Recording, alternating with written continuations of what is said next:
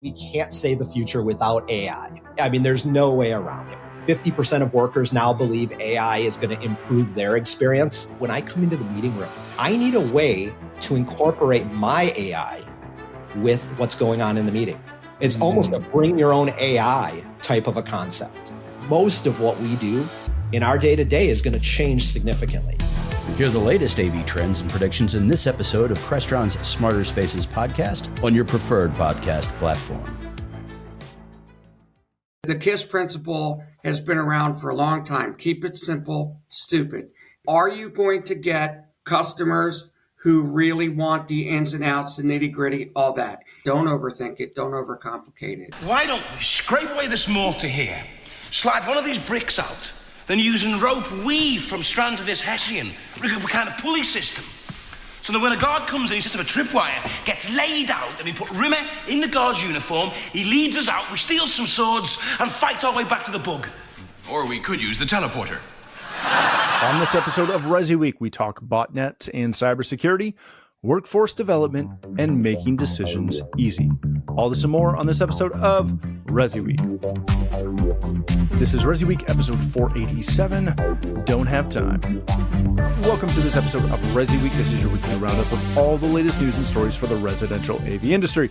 I'm your host, Matthew Scott for AVNation.tv, and this week I'm pleased to be joined by one of my longtime friends, the one and only Mr. David Pedigo. He's the Chief Operating Officer at Trinnov Audio. How you doing, Dave? I am living a dream. Actually, I'm living an incredible dream right now. How are you? Yeah, Grandpa Dave. Grandpa Yes. Dave. Congratulations, my friend. Thank you. I am nowhere near that yet. It's been a week, and I still can't believe how beautiful a baby that can come out of something from my genes is. Actually shocking. Yeah, I saw the photo. The babes is adorable. Totally adorable. All right, let's jump right in. We are not talking InfoComm yet. Yeah. That'll happen probably next week because this is coming out on Wednesday, the first day of the show. And yeah, there's nothing to talk about yet because nothing's happened. So we are going to kick it off with a bunch of fun Resi things. This comes to us from CE Pro. The FBI is warning of Bad Box 2.0. It's a botnet threat to smart homes. Go read through the article from our friend Zach over at CE Pro. Essentially, where this is mostly coming out of is devices, streaming boxes, projectors, infotainment thing, digital photo frames, all that stuff that kind of comes unbranded directly out of China is where we're seeing this. And again, it's a botnet. We know what these are, or if you don't, go look it up. Dave, I love when these articles come out from our channel because they post and they talk about this big rosy picture of the AV integrator is there to save the residential homeowner from making stupid decisions and putting unsafe products on their network. And we don't have that power. Is there really anything that the standard integrator across varying, project scopes can actually do in these situations? Again, the article has a lot of great things that you can proactively do and retroactively do. But does this really fall in our boat? I don't think so. I mean, end users are called wetware for a reason. It's a derogatory term. And, you can put in great levels of security, and there's always going to be something that can circumvent it. I mean, certainly, we want to make sure that you're using sophisticated networks, that you're putting, particularly very private data, that is kind of as stored and as encrypted as possible. But for the majority of the dealers out there, the overwhelming majority of the dealers, I don't think they have the time nor really truly the skill set to keep up with all of these botnets and all that stuff. I mean, you're talking about major companies like Microsoft that have a hard time keeping up with it. How is a average integrator who is dealing with many clients, but has a small company of 5, 7, even 15 employees. How are they going to keep up with it? It's just a matter of informing your clients of the potential issues and, trying to keep up on kind of the basic things that are in the article, like, making sure that you're updating your firmware and, just keeping on top of things. But in general, no, I don't see how a general CEDIA type integrator, or even in the InfoComm world, can really keep up with all of these threats.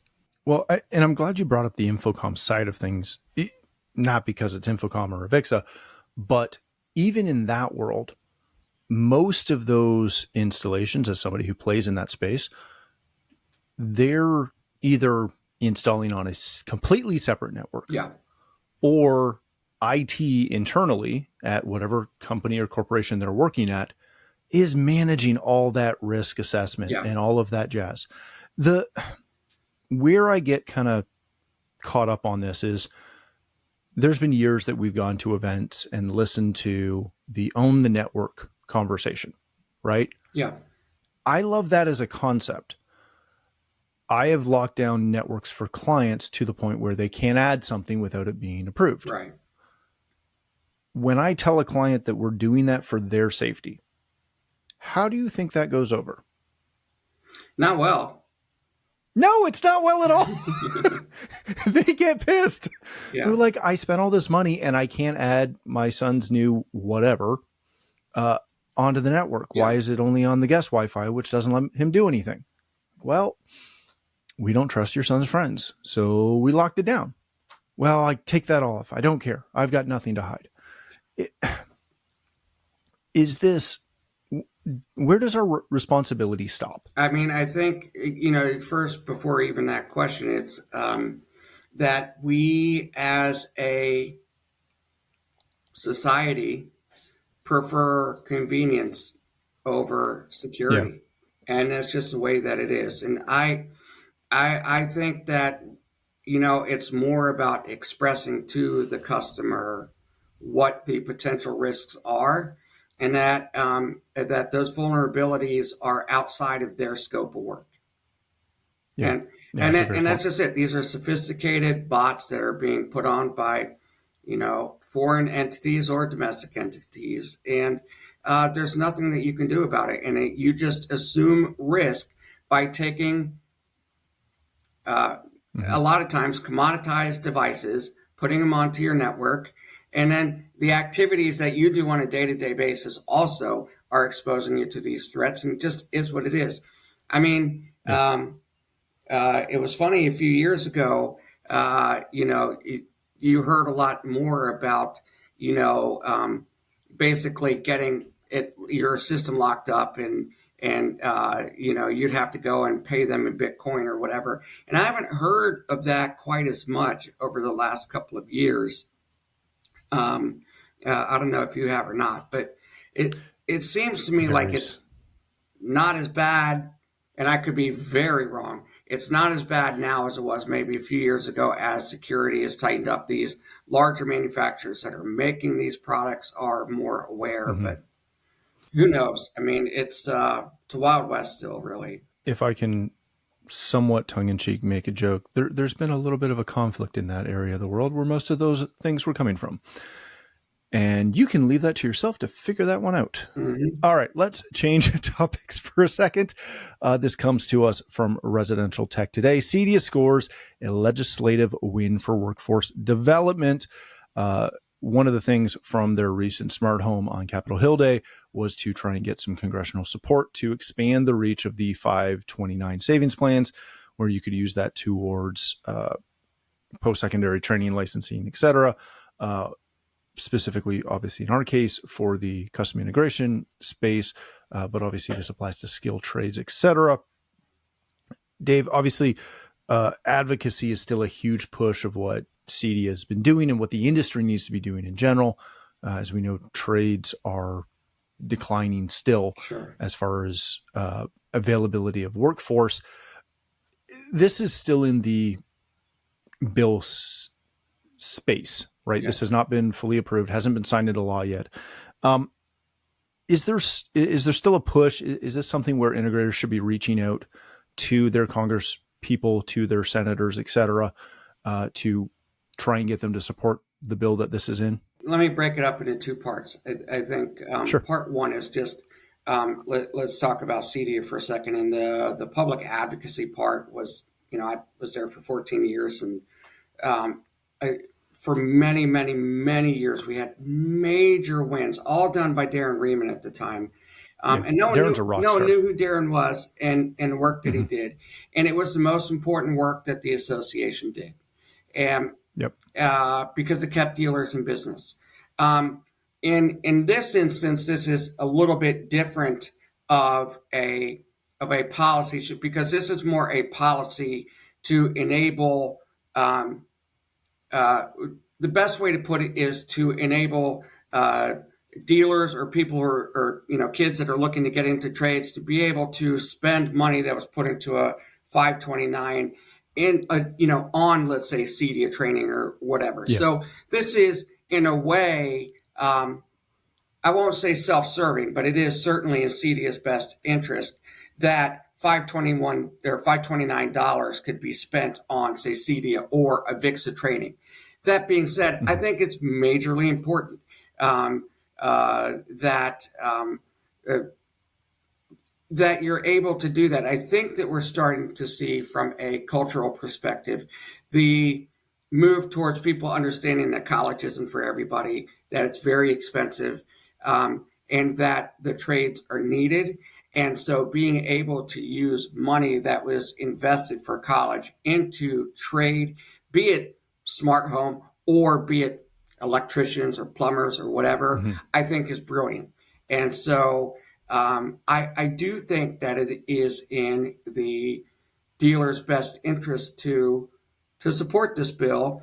And I think that CEDIA is on the right side of this, even if in some way it also helps them from a financial perspective if it passes. Yeah. And again, I think the additional aspect to look at is it's obviously not just benefiting CEDIA training per se. It obviously definitely can, but any sort of training that helps you get into smart home or gets you into any of the building trades that are even adjacent to us is fantastic. Yeah.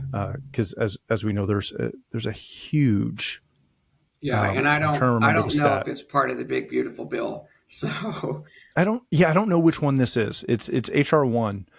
And I do not remember off the top of my head which one that specifically is, but hopefully that will get through for this reason, and this reason alone is why I'm stating that. HR 1 is you can debate every other part.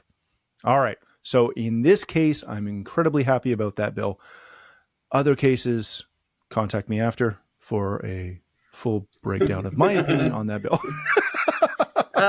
Trillions of dollars of debt. For the most part, I will send you to my friend Thomas Massey's Twitter account to go from there. Yeah. He's not really my friend. I wish he was. He seems cool. All right, let's change topics for a second before I alienate another half of my audience. All right, this comes to us from Residential Systems and a good friend of the show, Miss Katye McGregor-Bennett, making decisions easy to win more clients. How simplifying your sales approach shortens the buying cycle and builds trust without dumbing things down. As always, Katye wrote a fantastic article. Go read through this and don't just gloss over it. Read through it. It's a great article talking about how to simplify the path, not necessarily the product, and essentially how we need to make it easier to get to a decision for our customers.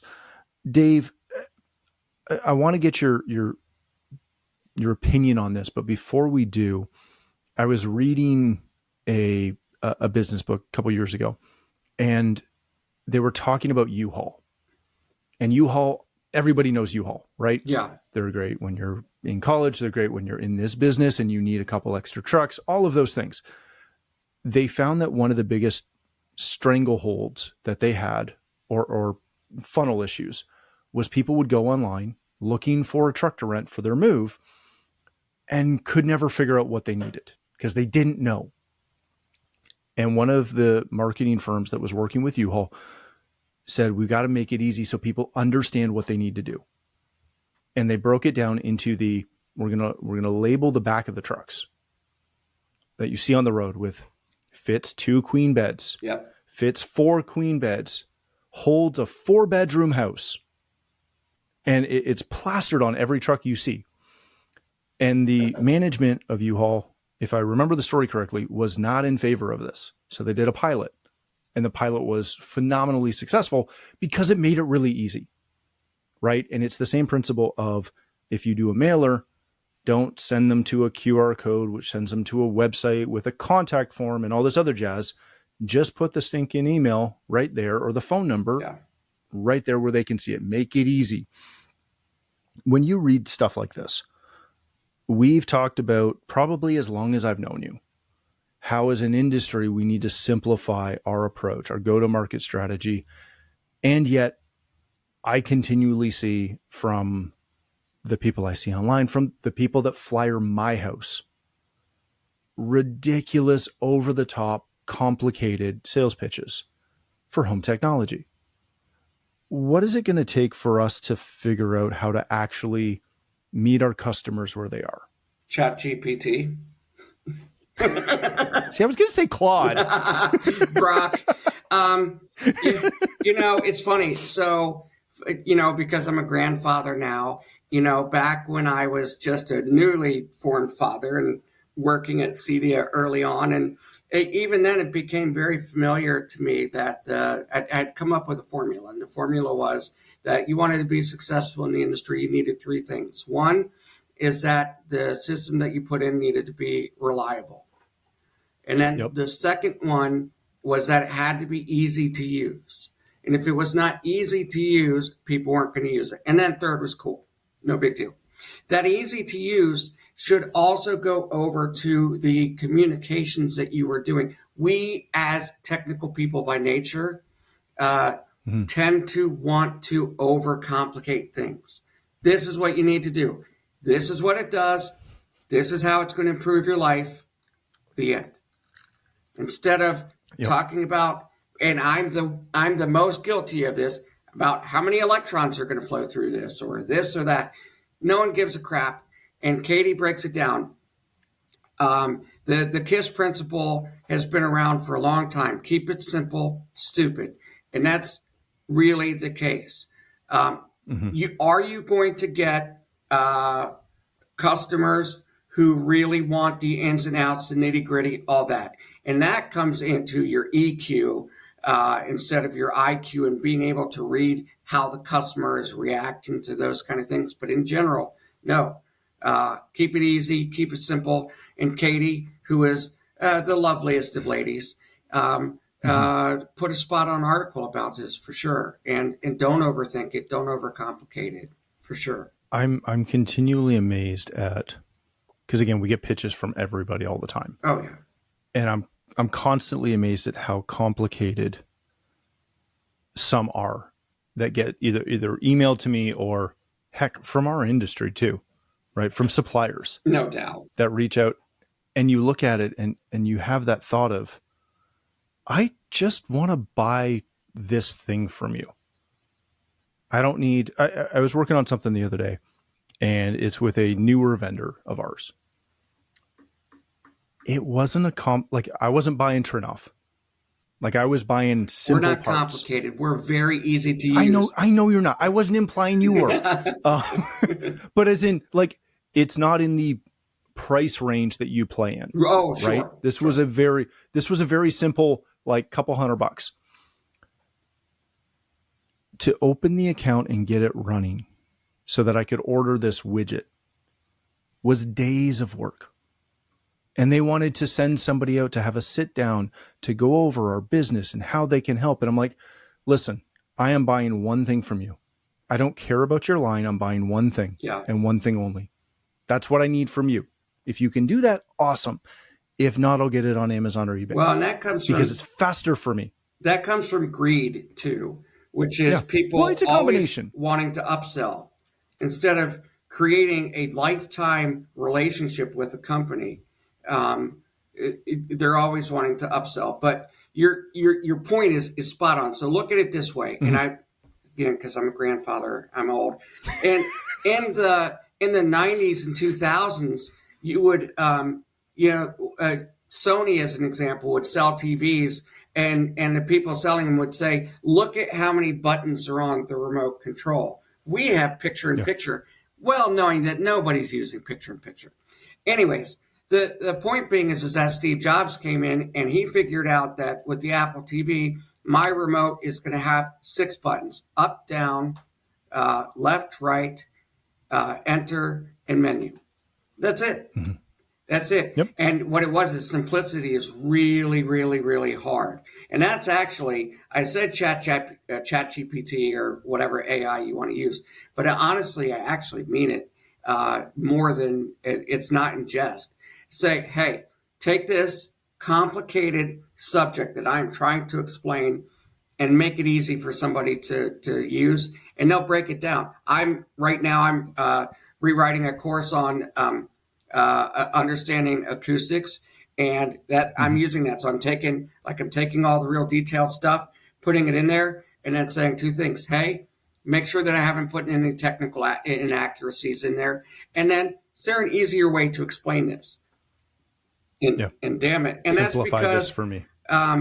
You're using thousands of supercomputers that have now changed the world. So use it to your advantage, because your competitors are for sure.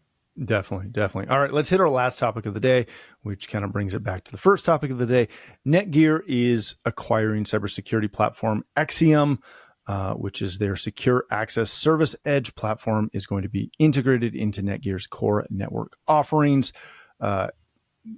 Read through it. They talk about a little bit of how Exium's SaaS is going to be integrated into that core and be part of their online portal, which I'm blanking on the name of at the moment, even though I use it all the time. Insight, there we go.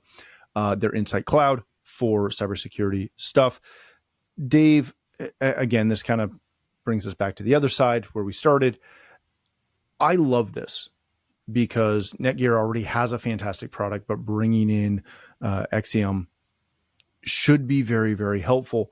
My question for you is, they're saying that this is going to integrate with their Insight, and it's supposed to bring a seamless single pane of glass solution for managed IT teams and MSPs, which is managed service providers. If you are unaware, again, typically a network solutions company is typically who that falls under. NETGEAR does have a full line of AV products that use Insight, so I am going to assume this is going to come into that world. Is the bar with this potentially too high for most integrators to understand how to utilize this type of product when we get into advanced cybersecurity solutions? Well, I would hope that NETGEAR is doing a lot of the